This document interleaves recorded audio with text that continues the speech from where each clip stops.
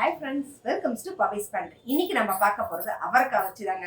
என்னம்மா அவரைக்காய் வச்சு எப்போ நார்மலா செய்யறது இல்லாம இந்த மாதிரி ஒரு பொடியை ட்ரை பண்ணி நீங்க யூஸ் பண்ணீங்கன்னா நிஜமே செம சூப்பரா இருக்கும், அமேசிங்கா இருக்குங்க.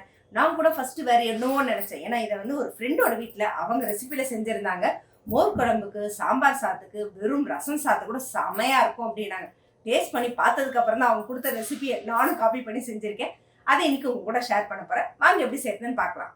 அவரைக்காய் பொரியல் செய்கிறதுக்கு அந்த மசாலா ஃபஸ்ட்டு ஃப்ரை பண்ணிக்கலாம். அதுக்கு தேவையான பொருட்கள்: வரமிளகா 6, கடலைப்பருப்பு 1 டீஸ்பூன், துவரம்பருப்பு 1 டீஸ்பூன், வெந்தயம் கொஞ்சமாக ஃப்ளேவருக்கு, சோம்பு ஒரு 1/4 டீஸ்பூன் எடுத்துக்கோங்க, தனியா 1 டீஸ்பூன் எடுத்துக்கோங்க. இது எல்லாத்தையுமே எண்ணெய் ஊற்றாமல் நல்லா வறுத்து எடுத்துட்டு அது கூட சேர்த்து பொடி பண்ணிப்போம். ஃபஸ்ட்டு மல்லியை போட்டுருவோம், வெந்தயம் எல்லாத்தையுமே நீங்கள் ஒன்றா சேர்த்து அரைச்சி வறுக்கிறனால வறுத்துக்கலாம்.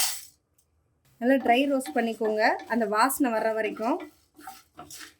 இதில் நீங்கள் தேங்காய் வேணும்னா ஃப்ளேவர் பிடிக்கும் அப்படின்னா ஆட் பண்ணிக்கோங்க, இல்லைன்னா வேண்டாம். மிளகு சீரகம் அது போட்டால் எல்லா இதுக்கும் இருக்கிற மாதிரி நார்மலாக இருக்கும். நான் அதை ஆட் பண்ணலை.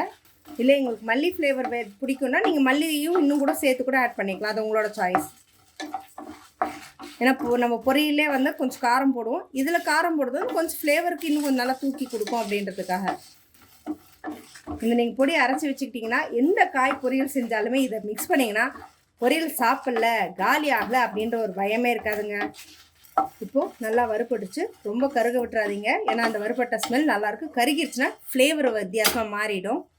பார்த்திங்கன்னா நல்லா வறுந்துருக்கு. இப்போ இதில் ஒரு பிளேட்டில் கொட்டி ஆற வச்சிடலாம். பொரியல் செய்யறதுக்கு ஒரு 6லேருந்து 7 ஸ்பூன் எண்ணெய் ஊற்றிக்கோங்க. எண்ணெய் காஞ்சதுமே அவரைக்காவை அதில் போட்டுருந்தாங்க. இப்போ எண்ணெய் காஞ்சிருச்சு, நறுக்கி வச்சுருக்க அவரைக்காவை போட்டுடலாம்.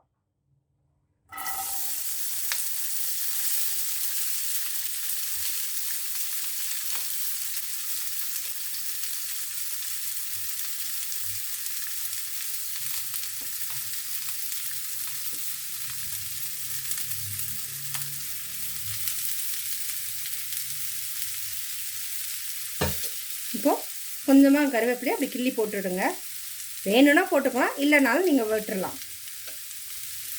எப்பவும் எண்ணெய் ஊற்றி கடுகு சீரகம் அப்படி போட்டு செய்யாமல் இந்த மாதிரி செஞ்சு கொடுத்தீங்கன்னாவே சாப்பிட்றவங்களுக்கும் ஒரு நல்லாயிருக்கும், டேஸ்ட்டும் வித்தியாசமாக இருக்குங்க. எப்பவும் சாப்பிட்ற மாதிரி இல்லாமல் சிம்பிளாக சொன்னால் அவரைக்காய் ஃப்ரைன்னே சொல்லிக்கலாம். இதில் வேறு எதுவுமே கிடையாதுங்க. அந்த அரைச்சிருக்கிற மசாலாவும் இதுதான் மெயின். இதில்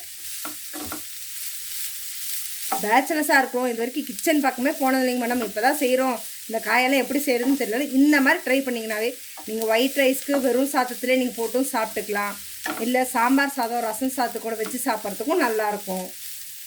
இல்லை அவரைக்காய் வந்து சப்பாத்தியோட வந்து நிறைய பேர் வந்து தனியாக டிஷ்ஷெல்லாம் செய்யறதுக்கு தெரியாது அப்படின்போது இது நீங்கள் சப்பாத்தியோடவே அப்படியே தொட்டுட்டு கூட சாப்பிட்டுக்கலாம், நல்லாவே இருக்கும். அதுக்கும் இந்த ஸ்டேஜில் காய்க்கு தேவையான அளவுக்கு உப்பு போட்டுக்கோங்க,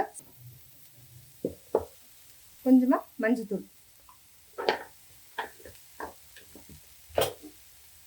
நல்லா கிளறி விட்டுக்கோங்க. இப்போ இதை மூடி போட்டு வேக வச்சிடலாம்.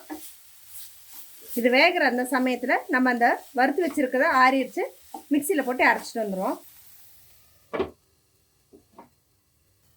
இப்போது அவரைக்காய் நல்லா வெந்துருச்சு, நல்லா கிளறி விட்டுக்கலாம். வெறும் உப்பு மட்டும் தான் போட்டிருக்கோம், இன்னும் காரம் எதுவும் சேர்க்கலை.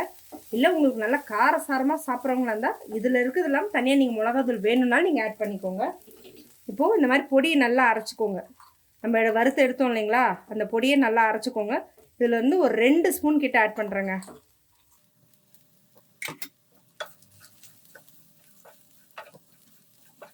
கிட்டத்தட்ட 3/4 பதத்துக்கு மேலே வந்து அவரைக்காய் வெந்துடணும். அப்போ தான் வந்து இந்த பொடி போட்டிங்கன்னா நல்லாயிருக்கும். இல்லைன்னா நீங்கள் பச்சையாக இருக்கும்போதே போட்டிங்கன்னா இந்த பொடியோடு வந்து பிளைண்ட் ஆகும்போது அந்த நரிச்சுன்னு அந்த இது இருக்கும், அந்தளவுக்கு வேகுமான்னு தெரியாது. அதனால் முடிஞ்ச அளவுக்கு 3/4 வெந்ததுக்கப்புறம் பொடி ஆட் பண்ணுங்கள். இப்போ இந்த ஸ்டேஜில் மூடி வச்சுலாம் நல்லா அந்த பொடியோடு சேர்ந்து மிக்ஸ் ஆகட்டும். இப்போது எடுத்துடலாம். சூப்பராக வெந்திருக்குங்க அவரைக்காய். அப்படியே அந்த மசாலாவோட சேர்ந்து கொஞ்சம் லைட்டாக பிடிக்கிற மாதிரி இருக்கும்.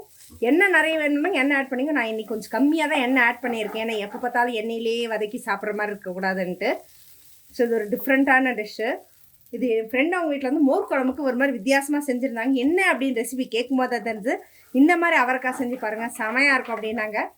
நம்ம அவரைக்காய் ரெடி. கடைசியாக கொத்தமல்லி போட்டு கிளறிடுவோம். இப்போ மசாலா அவரைக்காய் ரெடி ஆயிடுச்சுங்க. சிம்பிளாக பேச்சுலராக இருந்தாலும் சரி, யாராக இருந்தாலும் சரி, இந்த மாதிரி செஞ்சு கொடுத்தீங்கன்னா அவரைக்காய் பிடிக்காது, டேஸ்ட்டு நல்லா இல்லை, இப்படி சமைச்சிருக்காங்கன்றவங்க கூட இன்னும் இருக்கா அப்படின்னு கேட்குற அளவுக்கு இருக்குங்க. அவரைக்காய் எவ்வளோ சூப்பராக குக் ஆகிருக்கு. இப்போ இந்த ஸ்டேஜில் கொஞ்சமாக நெய் ஆட் பண்ணிக்கோங்க. எதுக்குன்னா கொஞ்சம் ஃப்ளேவர் நல்லாயிருக்கும் அப்படின்றதுக்காக. வேணான்னு நீங்கள் அவாய்ட் பண்ணிக்கலாம், அது உங்களோட சாய்ஸ். ஏன்னா அந்த பருப்போட அந்த நெய் அந்த பொடியெல்லாம் சேரும்போது செமையாக இருக்குங்க சாப்பிட்றதுக்கே. இப்போது சுட சுட அவரைக்காய் மசாலா ரெடி ஆயிடுச்சு, சாப்பிட்லாம். என்ன ஃப்ரெண்ட்ஸ், எப்படி இருந்துச்சு? வெங்காயம் கட் பண்ணி நார்மலாக மிளகாவெல்லாம் போட்டு தாளிக்காமல் சிம்பிளாக கட் பண்ணி வச்சோமா, பொடி அரைச்சி போட்டோமா, முடிஞ்சதா? எவ்வளோ ஈஸி. அதாவது இது மெயினாக பேச்சுலர்ஸ்லேருந்து இப்போ தான் நாங்கள் கிச்சனுக்குள்ளே வர்றாங்க அப்படின்றவங்க எல்லாருக்குமே ரொம்ப ஈஸி மற்றும் சிம்பிளான மெத்தட் தாங்க. ட்ரை பண்ணி பார்த்துட்டு உங்களோட கமெண்ட் பாக்ஸில் கொடுங்க. இந்த மாதிரி அடுத்தடுத்த இன்ட்ரெஸ்டிங்கான அப்டேட்ஸ்க்கு என்னோட சேனலை சப்ஸ்கிரைப் பண்ணிக்கோங்க.